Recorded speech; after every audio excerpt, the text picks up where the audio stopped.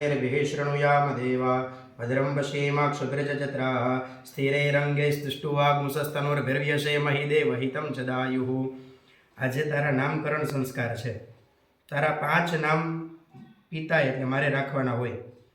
સૌથી પહેલું ઈષ્ટદેવ કુલદેવ અનુસાર તારું પહેલું નામ રહેશે રામ। એ પછી માક્ષર મહિનામાં તારો જન્મ છે। ભગવાને ગીતાજીમાં કીધું છે માસાનામ માર્ગશીર્ષોહમ।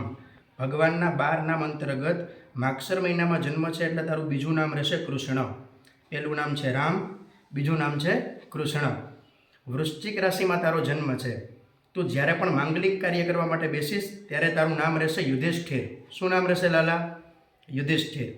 એ પછી અનુરાધા નક્ષત્રના દ્વિતીય ચરણમાં તારો જન્મ છે, જેનો અક્ષર છે ની, માટે તારું નામ રહેશે નિશ્ચલ। ચોથું નામ તારું અને 5મું નામ જગ વિખ્યાત તું જે નામે થાઈશ એ નામ તારું રહેશે અનિરુદ્ધ। લોકો તને અનિરુદ્ધ નામથી ઓળખશે। અનિરુદ્ધ શર્માસી દીર્ઘાયુર્ભવ, અનિરુદ્ધ શર્માસી દીર્ઘાયુર્ભવ, અનિરુદ્ધ શર્માસી દીર્ઘાયુર્ભવ। ઓમ સ્વસ્તિસ્તુ યા વિનાશાખ્યા પુણ્યકલ્યાણ વૃદ્ધિતા વિનાયક પ્રિયા નિત્યમ તામ ચ સ્વસ્તિમ બ્રવંતુ નઃ। અનિરુદ્ધ